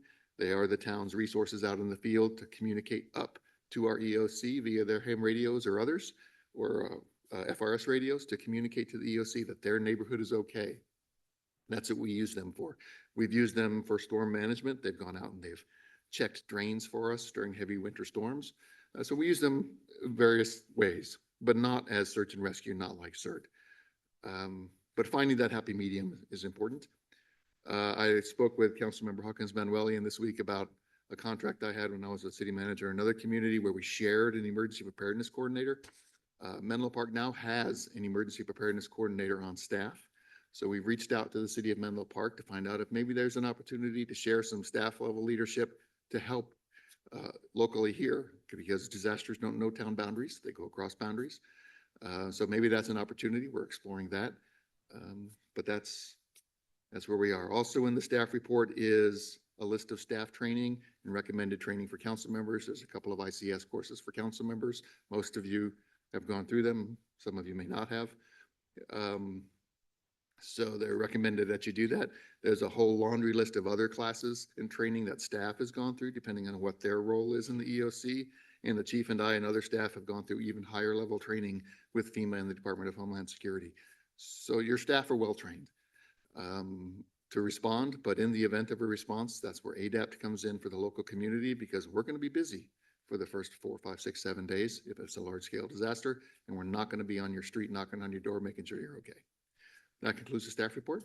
Happy to discuss any of that with the council. Thank you very much, City Manager. Regarding the staff training, the IS 700 NIMS introduction and the ICS 100, I know that I can recall doing this. Do I have to do it again? No. Once you're certified, Yeah, it's just a training. If you want to refresh a course, you're happy to do that. Yeah. I mean, there's a lot of information. So, yes. What you're saying, in the past, they had a person actually give you those classes in person. And so you're people like us, you want to do that. By the time I came in, they were all online, and it's It's really beyond hard. hard. So one idea would be, do any of the organizations that used to teach it, can we encourage them to teach it for, and invite all the council members of our district, our fire district, to perhaps get a refresher course in person where we actually can pay attention and do it. I mean, that's an ask. Ours were online Ours also. were online. There was something that we had. We did do an Recent introduction to ICS probably 15, or not 15, The 12 years. BAAA, what's the name of that group? The one that does the real training with all the, rescue people, the BAA. BAE. They offered one of our classes that we're required. I just couldn't go at the time it was offered, but it was in person, and it's by that organization. There are some groups out there, and we can do some more research. We've done quite a bit in the PD, and those resources have fallen by the wayside. Yeah. And with some recent federal level cuts going on, they're likely Yeah. to be even less available. But in recent years, in the last 5, 7, 8 years, they've been all online. Yeah, it's hard. It's hard for people who are lay people who are not in the industry. I have a question. Did you ask? Well, we public haven't, so we've heard the staff report. Public? Typically, we open it up for public comment. So would any member of the public like to make a comment about? This is very broad, it covers a lot of ground, but if not, that's okay. We'll bring it back to council, and got a couple of active members here who'd like to make comments. Stacy wants to have a question. Can you explain the fire code process review a little bit? Maybe someone in the audience can help us answer that. Having parts of our community that were at risk of being changed in the fire map, I really don't want them to lose their insurance. And I just want to understand the fire code process to make sure that it's being reviewed frequently, swiftly, to make sure that we are all being proactive. If new houses are being built that aren't having the features that they might have needed, that could, let's just make sure we're thinking proactively and keeping our community safe and not having to re-roof 2 years after putting a new roof on, that kind of stuff. So someone. Commissioner Thankfully. Bloom, board member, fire board member. Welcome. Hello, everyone. So I'm Gary Bloom. I'm a member of the Fire Board of Directors. The fire code. So first of all, just on this reclassification, the only properties in the fire district that were actually affected was, I believe, 14 parcels in Woodside Acres, I think it's called, up off Sand Hill Road. So our fire district essentially did not see any change from the recent fire code changes. When new construction's going on or remodels are going on or anything else, the permitting process is managed by the city, but there's a sign off by the fire district. So we have engineers in fire prevention that actually review plans. They're looking at state fire code. They're looking at local, fire ordinances that we've put in place. And they'll also make just proactive recommendations if they see something. So things like, when do you have to put fire sprinklers in? That's state fire code. And if the state fire code says you have to have fire sprinklers in order to get the fire district sign off as part of your permitting process, our staff would require the resident to basically build in the appropriate fire sprinklers, as an example. And so the ordinance process that the city manager was talking about, the district periodically reviews our local ordinances and updates those ordinances based on new findings, issues in the community, things that we've seen over the course of time. And we're coming up to that process. We haven't actually started it. My understanding is the district does it every 3 to 4 years. I've only been on the board for 2, so it'll be new to me. But we are planning, I believe it's planned for sometime later this year. And we do have a new fire marshal coming in as well. So we'll take advantage of a new fresh set of eyes on those fire codes. And we do pass, and we do have the ability as a special district, just as the city does, to pass local ordinances and add those or embellish the state fire code. But our principal role is enforcing the state fire code. Great. Happy to address any Here, questions. did that answer your Yeah, question? that was great. Thank Okay. you. Okay. Thank you. Did you have a question for Gary? I have a question. I don't know if it's for Gary or Okay. George. I don't understand how CERT is deployed and how they interact with ADAPT. Now, I know that you said before that our local organization really is our eyes and ears, and they're going to call in on walkie-talkies or ham radios to you but they can't do anything beyond that. So who calls in CERT, and how do we in Atherton get our share of CERTs? And if we have CERT people in Atherton, how do we access our own CERTs, or are they called out of Atherton? Can someone explain how that works? Sure, probably jointly between the three of us, but it's all of the above in my experience. In the EOC, we've got an ops section, which will consist of police and fire and public works. And if CERT actually gets called out, they could be local or they could be regional. It depends on what the needs are. Do you ask for them? Do you say we need X CERT people? So let's say all the people in ADAP call in and said that we have emergency here, here, here.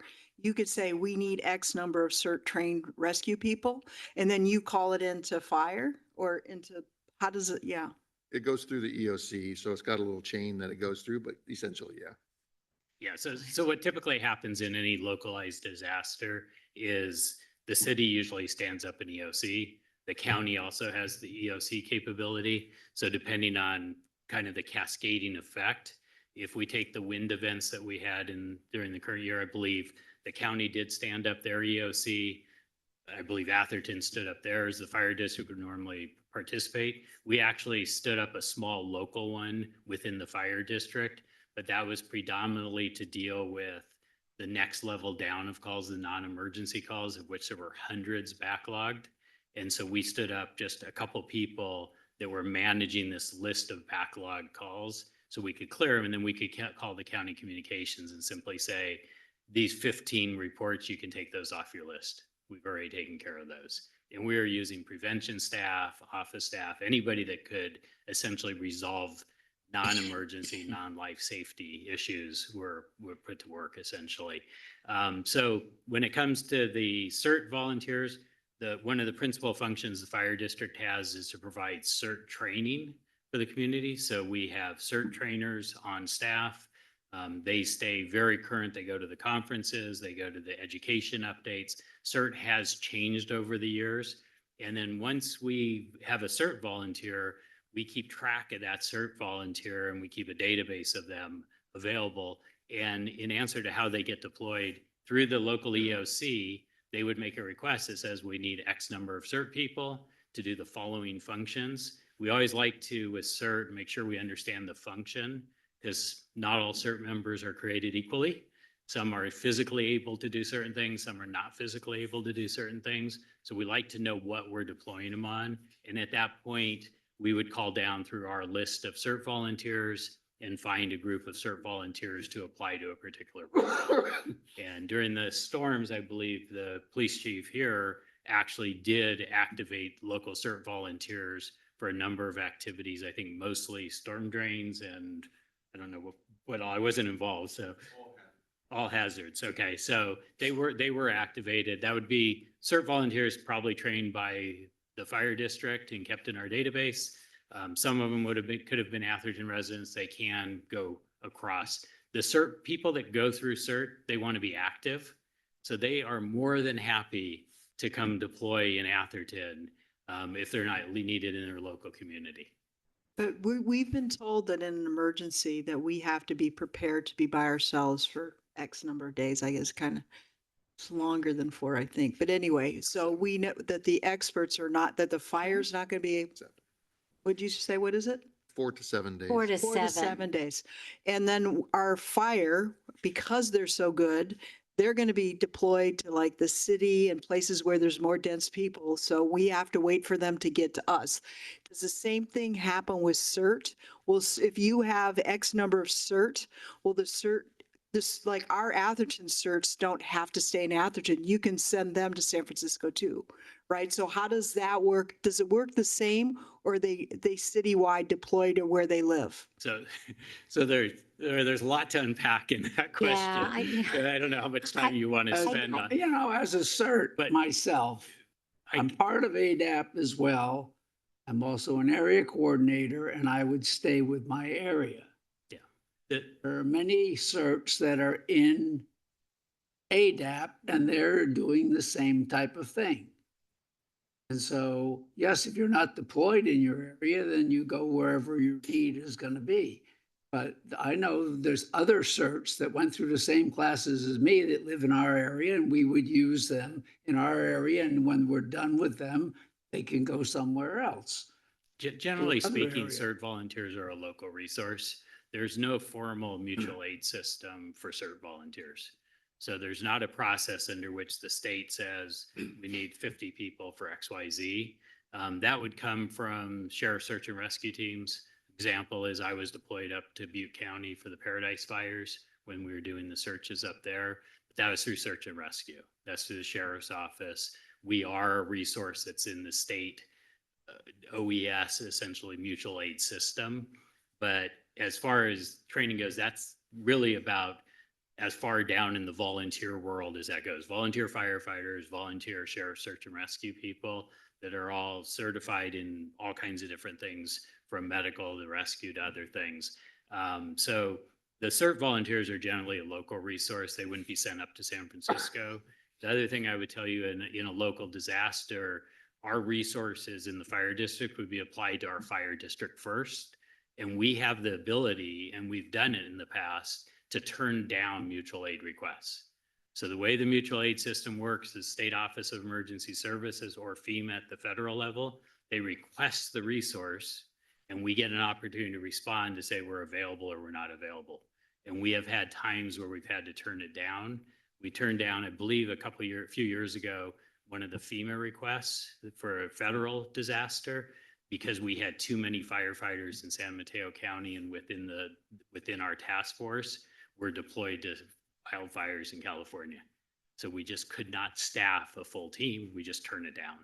So that's how the mutual aid system does. It's based on resources and availability of resources, and the fire district can turn it down. But CERT volunteers would be a local resource used within a combination of the fire district and the cities the fire district serves. One Thank you, last question. Director Does that Bloom, for mean that. George has a list of our Atherton certs in our EOC? Yeah. So you don't have a list. So if things get really bad, you don't have a list of who our certs are. Diana, Well, no, they're Okay. called I'm going to through the move fire on. district. They'd be called This by the fire discussion. district, Yeah. and the fire district would be present Yeah. at the EOC for the town of Atherton. Thank you. I say for this item, it's item number 3 on the agenda. We're going to get back to what we're supposed to discuss and provide direction and feedback to staff with respect to the level of support that Atherton Council wants to give for ADAPT and or CERT, and to direct staff with respect to any policy level changes, not police level changes. Okay, just clarifying. That's a typo. Just clarifying. So, Stacy, you have a question. Question about Okay. guys. Has there ever been an assessment of what, like, do we have a number of CERT people that the district needs to thrive in these emergencies? Has there ever been any kind of, do we need to be recruiting? Are we like swimming in CERT people? There's 2 CERT people on the council. Like, should we be tracking the numbers of CERT and money towards recruiting CERT members? Like, I'm just curious if that's a thing that has been looked CERT at. is a program of the fire.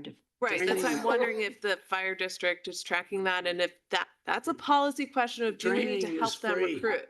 So Training is so- free. So very briefly, the training is all free. Right. It's based on a federal standard. So Yeah. it's not just made up by the fire district, it's a standard. We do periodic social media reach out, recruitment for CERT volunteers. We started a CERT Academy, I believe, a week ago. I do not know how many people are actually in it. We've also started out offering CERT classes in Spanish for the North Fair Oaks area to get that local community additional resources. So we're teaching both English and Spanish now. This academy is an English academy that we're currently running. Generally speaking, you can never have too many CERT volunteers. The more community members that are trained and can assist in a local emergency, the better. We do Well, yeah. actively recruit and we reach out to the cities and So- let them know. Since we've just had this fire disaster and everything, maybe the desire or the people's attention might be perked up so they can do more recruiting, advertising. So I guess that would be a policy level change. You have a With question? respect to CERT or? Point was more, we know how many firefighters we need. We know how many police officer we need. EMT, I'm just wondering if that's been looked at and if that is something we need to help. That's my only, I'm not, Right, right. That's a good question. I think it's always the more the merrier. And so it's not a finite number, and it will never be a finite number. It's like, if everybody was CERT trained, then, we can really take care of ourselves and we won't be needing people to come. Now, Councilmember DeGoya, it's a question. No, it's not a question. Or a I have comment. I think that the fire district's doing a very good job with CERT and should continue to reach out for that. I don't think it's not our thing. It's fire district. I think we're doing a good job with ADAPT. I think we should continue to provide the $10,000 a year we provide. And I think that our police department's doing an excellent job with ADAPT. The city manager has mentioned that we might want to consider coordinating with Menlo Park around some supervision for ADAPT. I'm not sure that's the right thing for us to do. But I think we're in good shape. And ready to move. Councilmember Widmer, your comments? I have a comment that's very similar to Rick's, and then also just a mention on CERT. Anybody can take CERT. There are many people that went through CERT that they just went through for themselves and their family. You never see them again at a drill or anything. So anybody who wants to go or feels it's important for them to go should sign up and go. It's one time a month. You go for the whole day though. Start at 8 and you're done at 5 or 5:30. But if you want to go for whether you or you want to go for help the town, it's whatever you want to go do. But not everybody that goes is, says, hey, I want to help. I agree with Rick's comments and his suggestions on how we move forward. I agree. Can I make a comment? Yes. Okay, Um, make it brief. One of the things that we need to talk about is not CERT. So I'm sorry I put us down. We don't control CERT. That's fire. Yeah. But we do control how our community works. And George in his presentation was pointing out how ADAPT has gone from being a lot of big changes. Right now, if you go on their website's not even working.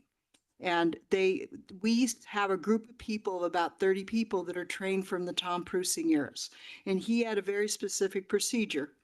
And that included the assembly points and how we dealt with the assembly points. Now, a lot of people felt it was a little too militant. That's another thing. But we had an organization, or what we did was go to our assembly points. We had communication, went up to George at the emergency operating centers. The next leader that came in didn't want to do assembly points. He Understand. wanted to do, We- so where I'm going with this, Elizabeth, I But do we have a understand. point. Okay. And this is the only chance we get to talk about it, Elizabeth. I know you want to go home, but this is the Well, only it's not chance we that. get to I talk just don't about want it. to beat a dead horse. I mean, we I'm making all a know. point. Okay, I'm so making a let's make point. the point. The point is that we're in the, where, as George said, it's in a big transition. There's different things. And right now and because and we've been treating them as an outside organization, but in the end, they're the ones who are calling into us. They're calling into our center. So, and police chief does, he funds them. So what we need to do, and I think there needs to be a little attention to what is our new policy now? Are we still doing the Prusing model? Are we doing, and then the hand wave that is something in the middle, but what is that something? And someone needs to put it to paper. It's not on the website. It's not trained to the people. So that's one thing I would say. And then George came up with a brilliant idea of sharing this person with Menlo Park. And that is not to direct, the goal of that was not to direct ADAP. The goal of that is to help with all the fire reports that we have to do. And it's at a position that other cities are hiring, especially since we have more and more fires. And this little piece of the puzzle, the last mile, is not covered by the fire department. So it is something we should pay attention to.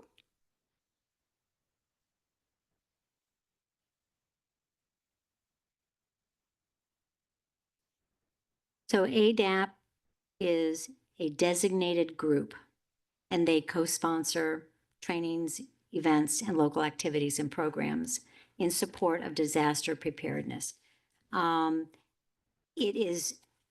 The town provides a budget of $10,000 every year to pay for things that they need, like ham radio support, supply trailers, etc. The leadership of ADAP is resident-led. It's not town-led.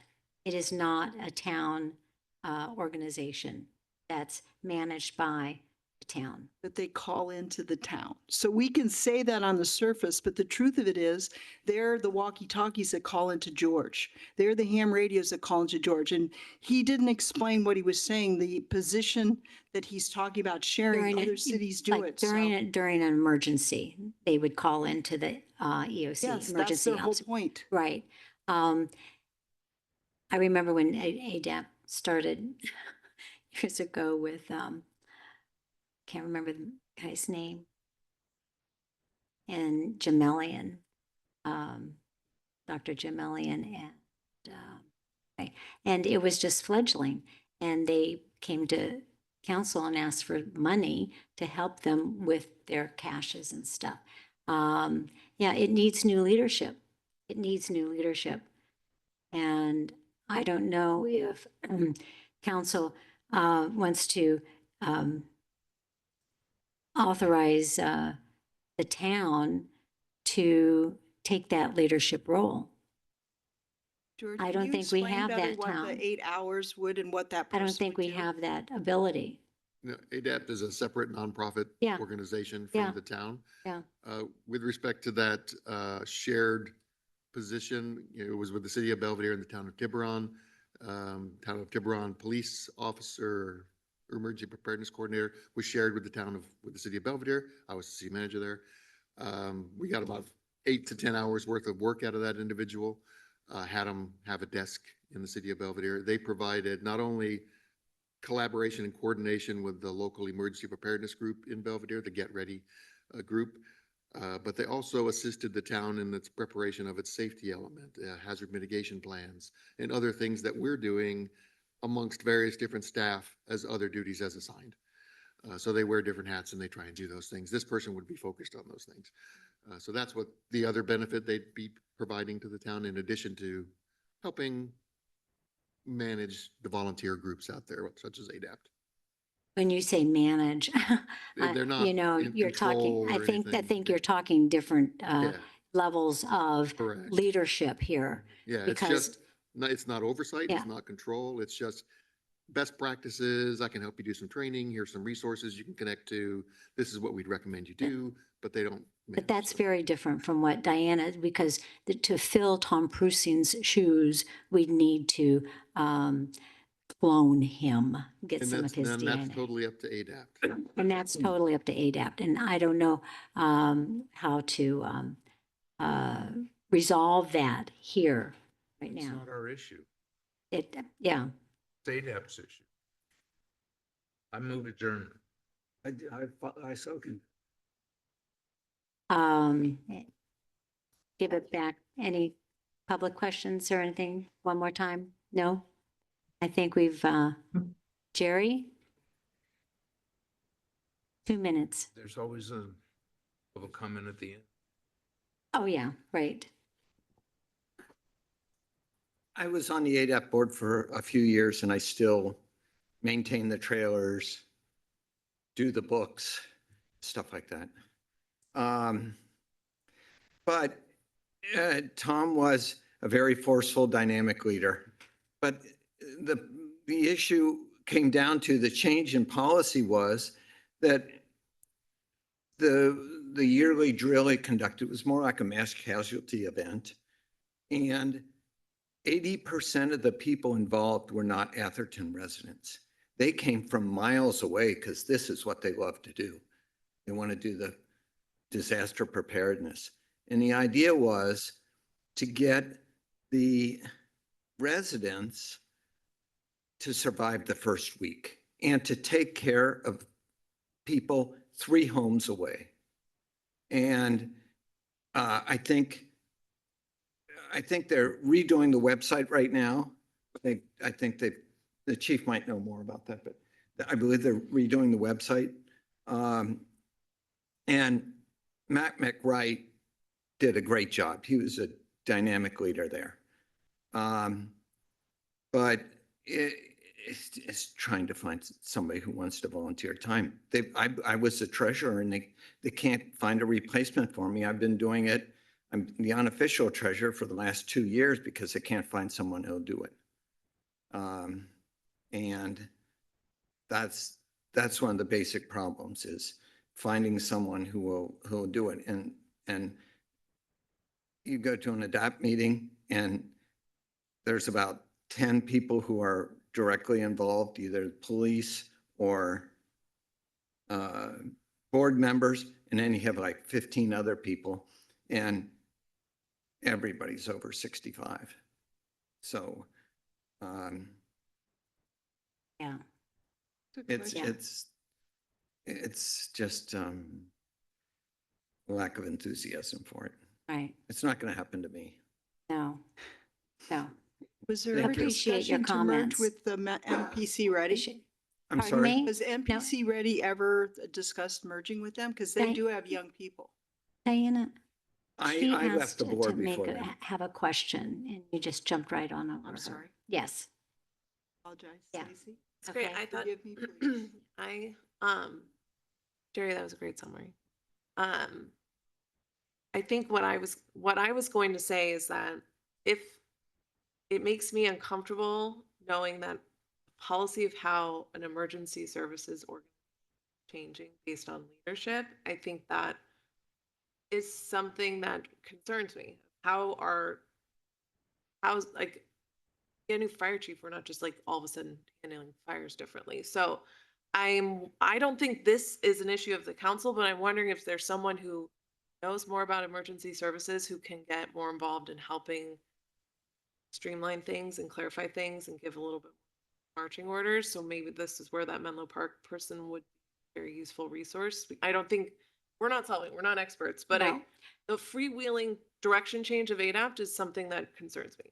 However, Stacy, just to rebut, the thought of working with the Menlo Park coordinator, there is a financial obligation attached to that. Now, if we have the $10,000 a year that we're giving and that would go to that, then who's going to pick up the other stuff? So we're not going to solve it here and now. I think we've raised the issue and we're supposed to give some direction to staff about a policy direction on it. If anything, the policy is to continue our investment of $10,000 a year as they need it. for things. But as far as solving their leadership roles and problems, that's not up to us. And we're going to close discussion on this item right now. Okay, that's my, and at the end is any council reports or comments, future agenda items? If none, I'll adjourn the meeting.